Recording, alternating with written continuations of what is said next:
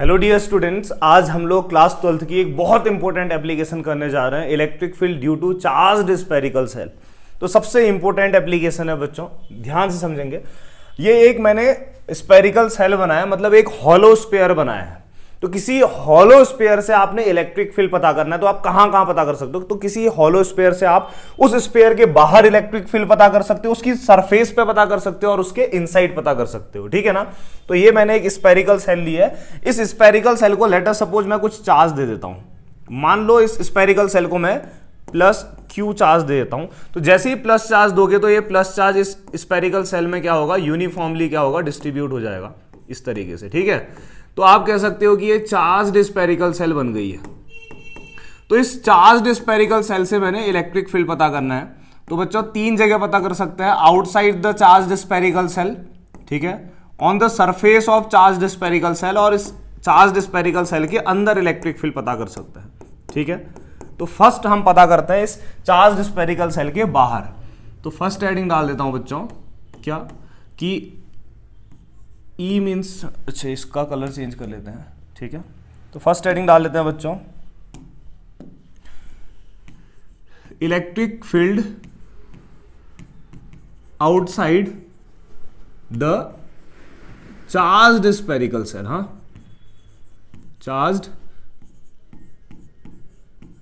Spherical shell, ठीक है। तो इस चार्ज्ड स्फेरिकल सेल के बाहर हम इलेक्ट्रिक फील्ड पता कर रहे हैं। तो लेट अस सपोज जो हमारा बच्चों ये चार्ज्ड स्फेरिकल सेल है, इस चार्ज्ड स्फेरिकल सेल की जो रेडियस है वो कैपिटल आर ले लेते हैं, ठीक है। इसके सेंटर से इसकी रेडियस कैपिटल आर ले लेते हैं। अब इससे आउटसाइड हमने पता करना है इलेक्ट्रिक फील्ड। तो आपने इसके बाहर जहां पे भी इलेक्ट्रिक फील्ड पता करना है, उस पॉइंट से जाने वाला एक इमेजिनरी गॉसियन सरफेस बनाना पड़ेगा। आप डॉटेड करके दिखाना, मैं सॉलिड लाइन में दिखा देता हूं, ठीक है ना। तो लेट अस सपोज, सॉरी, मैं क्या करता हूं, इसके बाहर मान लो यहां पे मैंने इलेक्ट्रिक फील्ड पता करना है, तो इस पॉइंट से जाने वाली एक क्या कर लूंगा, मैं स्फेरिकल सरफेस ले लूंगा ऐसे करके, ठीक है ना। कोई दिक्कत तो नहीं है। कलर चेंज कर लेते हैं, चलो इसका, ये हो गया। अब यहां पे मैंने इलेक्ट्रिक फील्ड पता करना है, तो इस पॉइंट को हम कुछ ले लेते हैं। मान लो ये पॉइंट आपका P है, ठीक है। तो इस पॉइंट पे आपने इलेक्ट्रिक फील्ड पता करना है। तो इस स्फीयर के सेंटर से इस पॉइंट तक की जो डिस्टेंस है बच्चों, इस स्फीयर के सेंटर से इस पॉइंट तक की जो डिस्टेंस है वो इसको ले लेते हैं स्मॉल r, ठीक है, चलेगा, कोई दिक्कत तो नहीं है। तो याद रखना कि आपने अगर इस चार्ज्ड स्फेरिकल सेल से बाहर कहीं पे इलेक्ट्रिक फील्ड पता करना है, तो उस पॉइंट से जाने वाली एक गॉसियन सरफेस बनाओगे। इसलिए बनाएंगे क्योंकि हम गॉस की एप्लीकेशन पढ़ रहे हैं, और आपको पता होना चाहिए कि गॉस की जो एप्लीकेशन है किसी भी क्लोज्ड सरफेस में अप्लाई होती है। आप डॉटेड करके दिखाना, ठीक है ना। तो मान लो मेरे को एट पी पॉइंट पे इलेक्ट्रिक फील्ड पता करना है, ठीक है।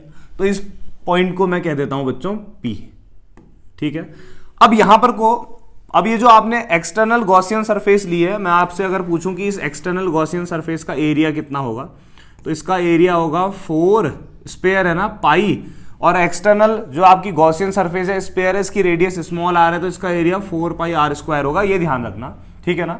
अब ये जो आपकी बाहर वाली सरफेस है, इसके P पॉइंट पे एक छोटा सा हिस्सा ले लेता हूं, ऐसे चलेगा। और ये छोटा सा हिस्सा मैंने जो लिया है बच्चों, इस छोटे से हिस्से का, ये छोटे से हिस्से का जो एरिया वेक्टर होगा ना, वो कहां को होगा, इस छोटे से हिस्से से परपेंडिकुलर होगा। तो इस स्फीयर का छोटा सा हिस्सा लिया है, इस छोटे से हिस्से का जो बच्चों एरिया वेक्टर होगा ना, वो इस सरफेस से परपेंडिकुलर होगा। पूरे स्फीयर का एरिया ऐसे तो बताओ, छोटे से हिस्से का एरिया कितना हो जाएगा बच्चों, ds वेक्टर हो जाएगा। कितना हो जाएगा बच्चों, ds वेक्टर। और ये जो मेरा चार्ज्ड स्फेरिकल सेल है, इसमें पॉजिटिव चार्ज है ना, तो आपको पता होना चाहिए कि प्लस से जो आपका इलेक्ट्रिक फील्ड है वो भी बाहर को जाता है। तो कहीं ना कहीं जो आपका छोटा सा एरिया वेक्टर है और जो आपका इलेक्ट्रिक फील्ड है, दोनों क्या होंगे, सेम डायरेक्शन में जा रहे हैं, ठीक है ना। तो आपको P पॉइंट पे इलेक्ट्रिक फील्ड पता करना था, तो P से आपने छोटा सा हिस्सा ले लिया जिसका एरिया वेक्टर ds है, और एरिया वेक्टर उस सरफेस से परपेंडिकुलर होता है। और चार्ज्ड स्फेरिकल सेल में पॉजिटिव चार्ज है, तो प्लस से इलेक्ट्रिक फील्ड कहां को जाता है, बाहर को। तो इस तरीके से दिखा दिया। तो मुझे साफ साफ दिखाई दे रहा है कि आपका इलेक्ट्रिक फील्ड और एरिया वेक्टर सेम डायरेक्शन में है। अब हम लोग जानते हैं बच्चों,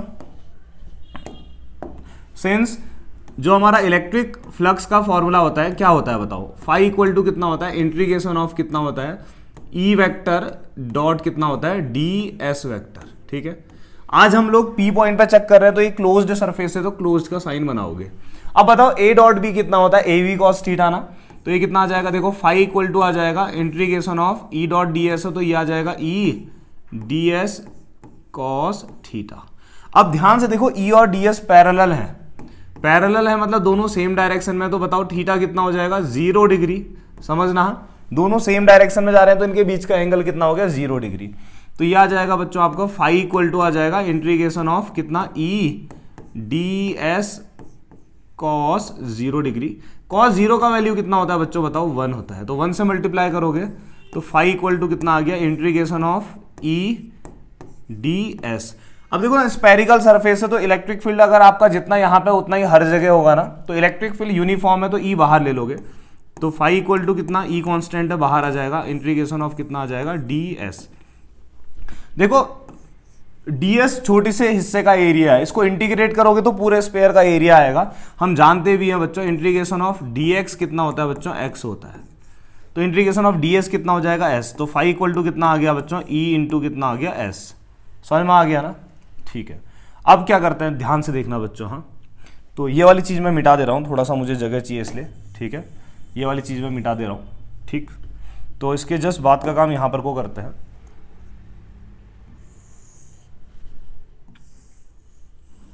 ठीक, अब देखना जरा ध्यान से, गॉस थ्योरम यूज कर लेते हैं, तो लिखते हैं according to Gauss theorem, according to Gauss theorem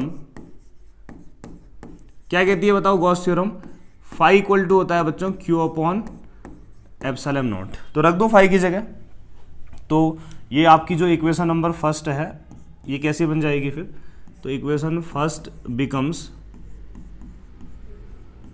ठीक है, तो रख देता हूं, तो Q upon epsilon not equal to कितना आ गया, E इंटू एस, एस को इधर भेज दो, तो E इक्वल टू कितना आ गया बताओ, Q upon epsilon naught into S. अब हम लोग जानते हैं बच्चों कि सिंस जो हमारा एरिया है ना S आउटर स्पेयर का, वो 4 पाई आर स्क्वायर है ना, पहले ही लिख दिया था मैंने जानबूझ के, 4 पाई आर स्क्वायर रख दो फिर, तो E इक्वल टू कितना आ गया बच्चों बताओ, Q upon epsilon naught into कितना 4 पाई स्मॉल आर स्क्वायर। बस अच्छे से लिख देते यही आंसर आ जाएगा। तो E आउटसाइड है ना, outside the charge spherical shell, तो E OUT लिख देता हूँ, हाँ OUT मतलब आउटसाइड निकाला हमने, इक्वल टू कितना आएगा, देखिए 4 पाई और एप्सिलॉन नॉट एक साथ ले लेता हूँ, तो 1 अपॉन 4 पाई एप्सिलॉन नॉट आ जाएगा, और साथ में Q अपॉन आर स्क्वायर है तो Q अपॉन आर स्क्वायर। तो किसी भी चार्ज स्पेरिकल सेल से उसके बाहर r डिस्टेंस दूर P पॉइंट पे अगर आपने इलेक्ट्रिक फील्ड पता करना है तो उसका फॉर्मूला होता है 1 upon 4 pi epsilon not, Q मतलब जो आपने चार्ज स्पेरिकल सेल को चार्ज दिया है, अपॉन उस स्पेयर के सेंटर से उस पॉइंट तक की डिस्टेंस का स्क्वायर। समझ में आया, या आप डॉटेड दिखाना बच्चों या दूसरे कलर से दिखाना, ठीक है ना, समझ में आ गया ना, कोई दिक्कत तो नहीं है। तो outside the charge spherical shell आप लोगों को इलेक्ट्रिक फील्ड पता करना सिखा दिया। अब हम लोग निकालते हैं सरफेस पे, तो सेकेंड हेडिंग डालेंगे बच्चों, सेकेंड हेडिंग डालेंगे electric field at the surface of charge spherical shell, ठीक है ना। तो सरफेस पे निकालते हैं, तो electric field at the surface of किसके,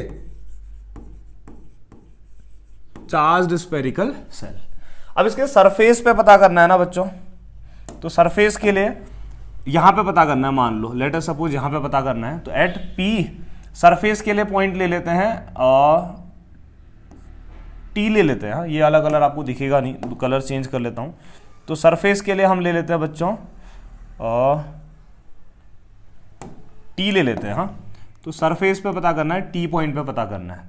तो हम क्या करते हैं, देखो सरफेस में एक छोटा सा हिस्सा लेंगे, ठीक है, ये छोटे से हिस्से का एरिया वेक्टर क्या होगा, इस सरफेस से परपेंडिकुलर जाएगा ऐसे, तो ये छोटे से हिस्से का एरिया वेक्टर ऐसे जाएगा परपेंडिकुलर, ध्यान से देखना, और आपका पॉजिटिव चार्ज है तो प्लस से इलेक्ट्रिक फील्ड भी आपका कहाँ को जाता है, बाहर को, ठीक है ना, तो इलेक्ट्रिक फील्ड ऐसे जाएगा।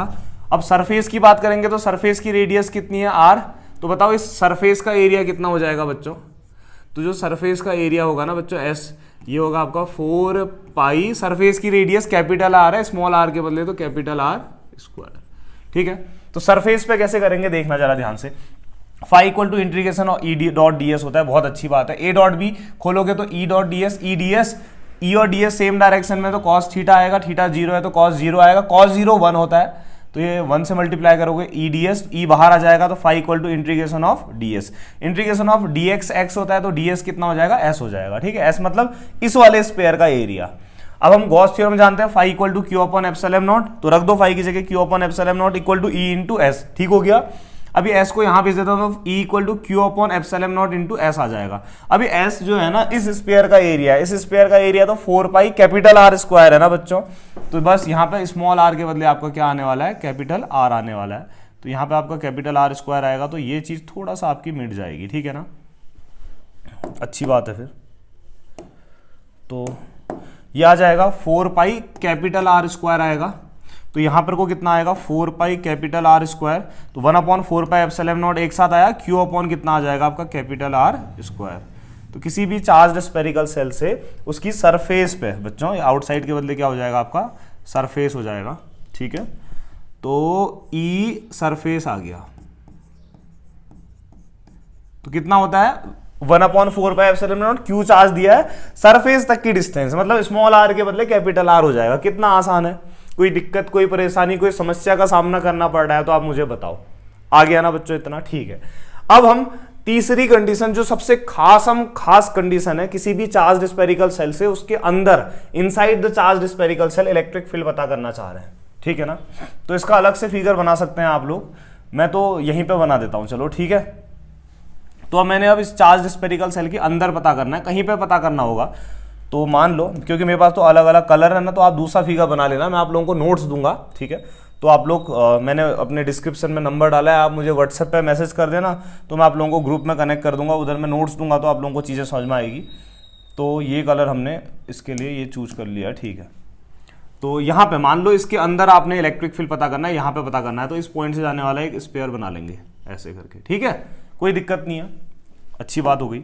अब यहाँ पे पता करना है तो ऑब्वियस है आपने क्या करना पड़ेगा, एक छोटा सा हिस्सा लेना पड़ेगा। यहाँ पे मान लो यहाँ तक की जो डिस्टेंस है बच्चों, यहाँ तक की डिस्टेंस क्या ले लेते हैं हम, आर डैश ले लेते हैं। ठीक है, अब यहाँ पे पता करना है तो इस पॉइंट को मैं इसको नाम देता हूँ, इस पॉइंट को मैं क्या ले लेता हूँ, ए नाम ले देता हूँ, ए पॉइंट पे पता करना है। ठीक है, तो वही काम करेंगे दोबारा से, ए पे पता करना है तो ए पॉइंट से जाने वाला एक छोटा सा हिस्सा लेंगे। ठीक है, अब इसको किसी दूसरे कलर से दिखाना पड़ेगा, ये ए पॉइंट से जाने वाला एक छोटा सा हिस्सा लेंगे।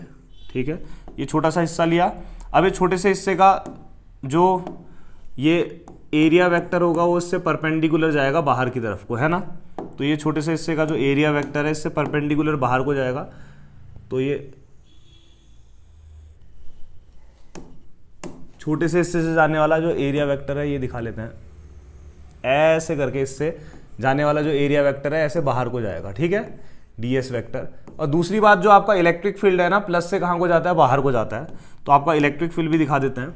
तो आपका जो इलेक्ट्रिक फील्ड है ये भी प्लस से कहाँ को जाता है, ऐसे बाहर को जाता है। ठीक है, तो inside the charged spherical shell पता करना है, तो मैंने क्या किया, इसके अंदर एक इमेजिनरी गॉसियन सरफेस ले ली, जहां पे भी पता करना है, मान लो ए पॉइंट पे आपने पता करना है, तो ए पॉइंट से जाने वाली इमेजिनरी गॉसियन सरफेस ले ली और ओ से ए तक की डिस्टेंस आर डैश ले लिया है। छोटा सा हिस्सा लिया तो छोटे से हिस्से का एरिया वेक्टर बाहर को जाएगा, इलेक्ट्रिक फील्ड बाहर को जाएगा, कोई दिक्कत तो नहीं है ना।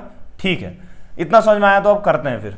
अब तो हेडिंग है हमारी क्या, electric field inside the charged spherical shell. हाँ, तो inside the charged spherical shell पता करना है तीसरा।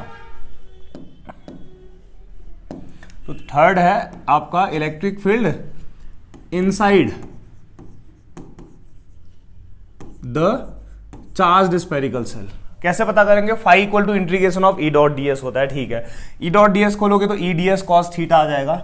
अभी भी देखो डी एस और ई सेम डायरेक्शन में, तो थीटा 0 होगा तो phi equal to integration of E D S cos 0, cos 0 1 होता है तो ई डी एस आ जाएगा। ई कांस्टेंट है, बाहर आ जाएगा, इंटीग्रेशन ऑफ डी एस हो जाएगा। डी एस को इंटीग्रेट करोगे तो एस आ जाएगा, तो phi equal to E into S. Gauss theorem क्या कहती है बच्चों, phi equal to Q upon epsilon naught होता है, तो फाई की जगह क्यू अपॉन एप्सिलॉन नॉट यहाँ पे रख दिया, तो Q upon epsilon not equal to E into S. S को यहाँ भेज दो तो इतना हो गया ना। इतना करने के बाद हमने रुक जाना है। अब ये एस रखने की जरूरत नहीं है। अब आपको एक बात पूछ रहा हूं, हॉलो स्फीयर है बच्चों, कैसा स्फीयर है? Hollow sphere. तो हॉलो स्फीयर का जो चार्ज देते हो ना, तो चार्ज इसकी सरफेस में डिस्ट्रीब्यूट होगा, इसके अंदर चार्ज नहीं जा पाएगा क्योंकि अंदर हवा है, तो अंदर चार्ज कितना होगा? 0। मैं आपसे एक बात बोलता हूं कि एक प्लास्टिक की बॉल है, उसको आप पानी के अंदर डालोगे तो जो बॉल है ना वो बाहर से गीली होगी, पानी उसके अंदर थोड़ी घुस पाएगा ना, है ना, क्योंकि वो पूरी कवर्ड है। तो चार्ज स्फेरिकल सेल को जब आप चार्ज दोगे ना, तो चार्ज इसके सरफेस पे डिस्ट्रीब्यूट होगा, इसके अंदर हवा है और हवा एक अच्छा इंसुलेटर होता है, तो उधर चार्ज नहीं जा पाएगा। तो सीधी सी बात है, आज हम अंदर पता कर रहे हैं ना, तो आप लोगों को पता होना चाहिए कि inside the spherical shell, inside the spherical shell क्या बच्चों? स्फेरिकल सेल के अंदर चार्ज आपका 0 होता है। तो क्यों 0 होता है? तो रख दो फिर, ये आ जाएगा E इक्वल टू कितना आ जाएगा? 0 upon epsilon naught into S. तो एस की वैल्यू रखने की जरूरत ही नहीं है, 0 अपॉन कुछ करोगे तो inside the charge spherical shell आपका इलेक्ट्रिक फील्ड 0 आ गया। अगर आपका इलेक्ट्रिक फील्ड 0 आ गया ना, आप लोग पता है आप लोगों को E इक्वल टू कितना होता है? F upon Q not. तो यहां से F इक्वल टू कितना? E into Q not. अगर E 0 है ना, तो F भी कितना हो जाएगा आपका? 0। इसका मतलब चार्ज स्फेरिकल सेल के अंदर कभी भी फोर्स 0 होता है या इलेक्ट्रिक फील्ड 0 होता है। अब आप बोलोगे इससे हमें क्या सीखने को मिला? सुनो,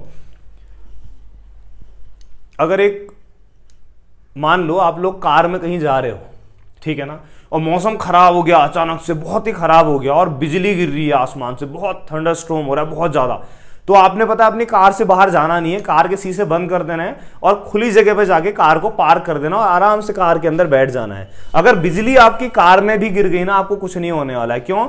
क्योंकि वो एक स्फेरिकल सेल टाइप का बन गया है, चार्ज स्फेरिकल सेल, और हमें पता है कि आप उस चार्ज स्फेरिकल सेल के अंदर बैठे हो और inside the charge spherical shell electric field 0 होता है। अगर इलेक्ट्रिक फील्ड 0 तो इलेक्ट्रिक फोर्स 0, तो चार्ज मूव नहीं करेगा, तो आपको करंट नहीं लगेगा। समझ में आ गया ना? तो फैराडे ने एक एक्सपेरिमेंट किया था, फैराडे केज कहते हैं, एक मेटेलिक स्फेरिकल बॉडी ली थी, मेटल की स्फेरिकल बॉडी हॉलो, उसके अंदर जाके बैठ गया था और बाहर हजारों किलो वोल्ट का इलेक्ट्रिसिटी पास कराई, तो उसको कुछ नहीं होता है, अंदर मस्त बैठे रहता है वो। क्यों?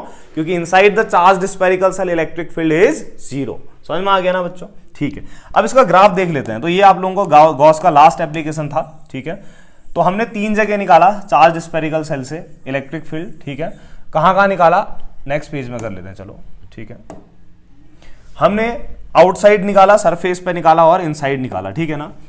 तो ई आउटसाइड जो आया आपका चार्ज स्फेरिकल सेल के electric field 1/4 pi epsilon naught Q upon कितना आया? r² आया। ये आउटसाइड है ना, आउटसाइड के लिए r greater than capital R होता है, रेडियस से ज्यादा बड़ा होगा ना r। और ऐसे ही चार्ज स्फेरिकल सेल की सरफेस पे, ठीक है, जो इलेक्ट्रिक फील्ड आया वो 1/4 pi epsilon naught Q upon surface तक की डिस्टेंस कैपिटल R होती है जो बदलती नहीं है, इतना आया, ठीक है ना।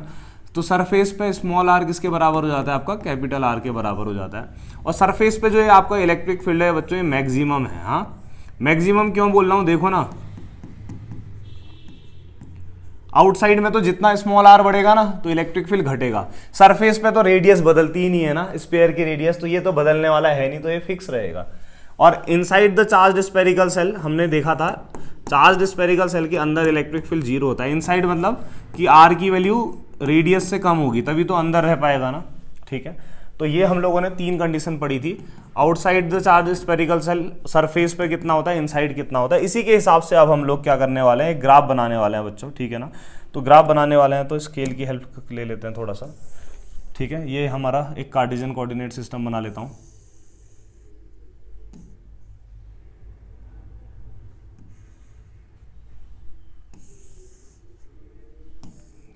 सॉरी,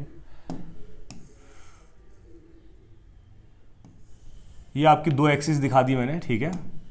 ये आपकी एक्स एक्सिस हो गई, ये आपकी क्या हो गई?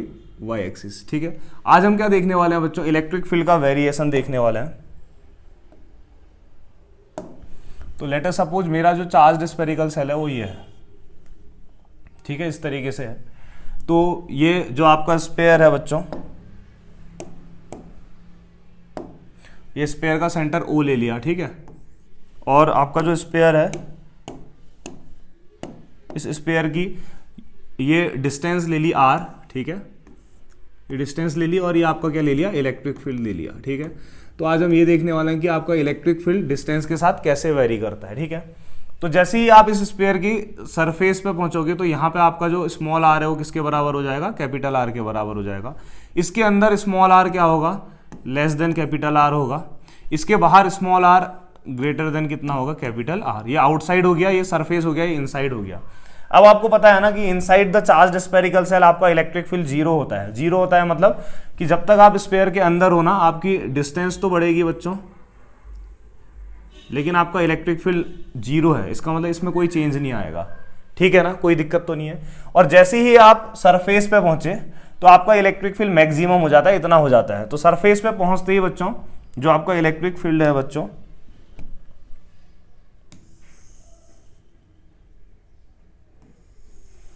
ये लेट अस सपोज आप यहां पे पहुंचे सरफेस पे, हाँ, ये सरफेस पे पहुंचते ही आपका जो इलेक्ट्रिक फील्ड है ना बच्चों, ये आर डिस्टेंस मतलब सरफेस पे पहुंच गए तो आपका इलेक्ट्रिक फील्ड मैक्सिमम हो जाता है, बोला मैंने, ठीक है। तो ये आपका सरफेस पे पहुंच गए हो आप लोग, ठीक है। ये डॉटेड दिखाना, ये चीज सरफेस पे आपका इलेक्ट्रिक फील्ड मैक्सिमम हो जाता है। इसको लिख भी देते हैं, ई सरफेस इक्वल टू कितना, 1/4 pi epsilon naught Q upon कितना, कैपिटल आर स्क्वायर, ठीक है। और जैसे ही सरफेस से बाहर निकलते हो ना आउटसाइड, तो क्या हो रहा है देखो, E outside 1/4 pi epsilon naught Q upon small R square. तो कह सकते हो यहां से साफ साफ आप देख पा रहे हो कि outside the charged spherical cell आपका जो इलेक्ट्रिक फील्ड है वो स्मॉल आर पर डिपेंड करता है।